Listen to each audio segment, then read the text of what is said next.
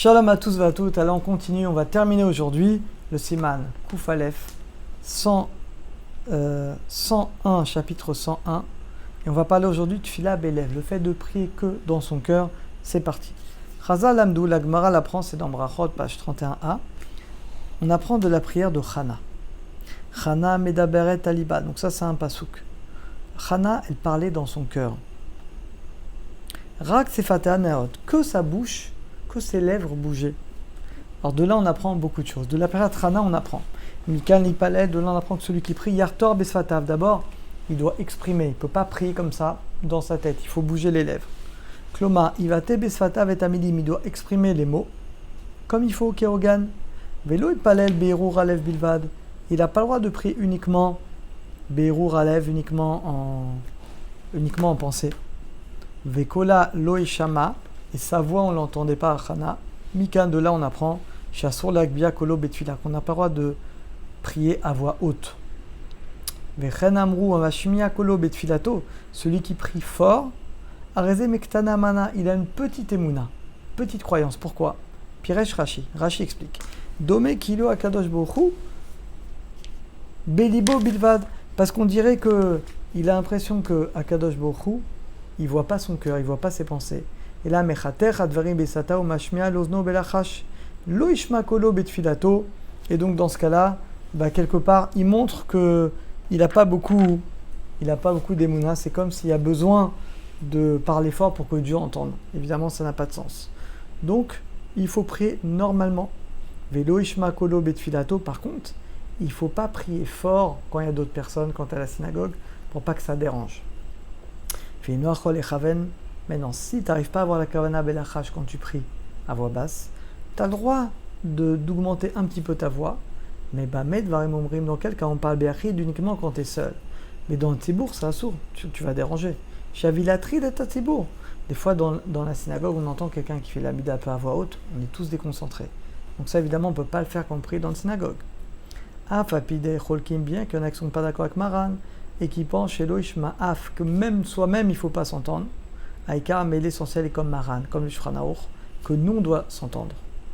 Beprada et Deshmiya, en particulier que quand tu t'entends, Yachol et Vate, tu peux mieux exprimer les mots de la prière et mieux te concentrer. Bête. Et doute, chez Nagou, Chacha, Tzibour, Mer, Bekolram. Alors là, il y a des minagim comme ça en Afrique du Nord, où ils ont l'habitude des 5 minas qui est ramené dans le Shulchan Aruch.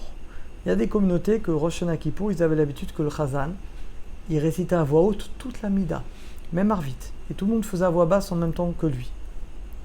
Que ce soit le soir de Yom Tov, le soir de Rosh Hashanah de Kippour. Alors, ceux qui font comme ça, à l'époque, pourquoi ils faisaient ça? Aujourd'hui, sexte plus, c'est très rare. À l'époque, il n'y avait pas de Marzor, il n'y avait que le Chazan. Et pour pas que les gens s'embrouillent, il valait mieux que le Chazan fasse une seule prière, on fait avec lui. Comme ça, on ne se trompe pas. Alors, ceux qui font ça, ils ont sur quoi s'appuyer? Enevatel minagam, il n'y a pas besoin d'être dur d'annuler ce minag à cause d'une marloquette. Mikol makom, cependant, inkolakal yodi mitpaleli, mais si chacun il a un marzor, Baruch Hashem, aujourd'hui tout le monde a un marzor, et les gens sont d'accord, les vatel, d'annuler ce minag, la tête et des chachamim, pour s'acquitter même des mekoubalim, évidemment que c'est mieux. En plus, ce sera plus facile de se concentrer. J'ai un élève qui m'a raconté qu'il prie comme ça en France, il m'a dit c'est une horreur pour se concentrer. C'est imaginez tout le monde qui prie en même temps, à voix haute. Comment tu te concentres? Gimel. Mishit palel shmonesre belachash. Celui qui fait la mida à voix basse. Ou magbiak sat et kolo. Et il élève un petit peu sa voix. Yesh umrim, y en a qui disent. Imuchachim ashomim la mode.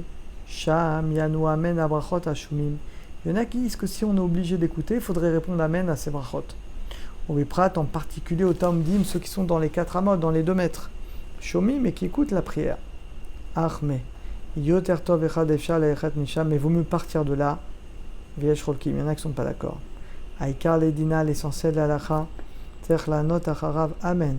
Il faut répondre amen. Mikol makom, cependant, imirtse yachol akum misham lalechet le makom acher. Si tu veux, tu vas ailleurs, comme ça tu n'entends pas, tu rentres pas dans le problème. Imonimtsa be makom da solafsik besicha. Et si tu te trouves dans un endroit où tu n'as pas besoin de t'interrompre au milieu, par exemple, tu es dans les psuké des Imra, Tov Shitrachai, qu'il vaut mieux s'éloigner de là pour ne pas écouter la prière de son ami et pour ne pas avoir besoin de répondre Amen au milieu des Zmirot. Vim shama brachot, si tu as entendu, tu réponds Amen. Ça arrive, par exemple, tu es dans le psuké des Imra, ton ami il arrive en retard à la synagogue et il fait à voix haute tzitzit, tfilin. Alors, si tu entends, tu réponds Amen. Dalet amitpalel bebeto, celui qui prie chez lui. Mitpalel tfila shmonetre ksad bekolra, il fait l'amida un petit peu à voix haute, kedele lamed bebeto pour apprendre à ses enfants. En ça fait que des trim la note, évidemment qu'eux ils doivent répondre Amen. Qui va un doute, parce qu'il a le droit de faire ça. Tfilato, sa prière elle est bonne. C'est dans une synagogue qu'on ne peut pas élever la voix. Mais s'il veut élever sa voix lui seul chez lui pour apprendre ses enfants, il a le droit. Les Kulalma, dans ce cas-là, on répond Amen. He. Mishit palel beiru ralev. Celui qui prie uniquement dans la pensée, sans bouger les lettres. Vélo si amilim. Mais il fait même pas ça. Il a la bouche fermée comme ça et prie dans sa tête. Lo yetse dechova, évidemment. On apprend de Chana, rak sefat et anaot, il faut bouger les lèvres, il faut exprimer. Vete al arzor, il faut recommencer la mida. Artov, mais comme c'est quand même une discussion, le mieux sera de faire un tna, une condition en disant Im lo yatsati, si je suis pas quitte de ma prière, areni rosamit palel et shem prova, dans ce cas-là, je refais la mida de manière obligatoire.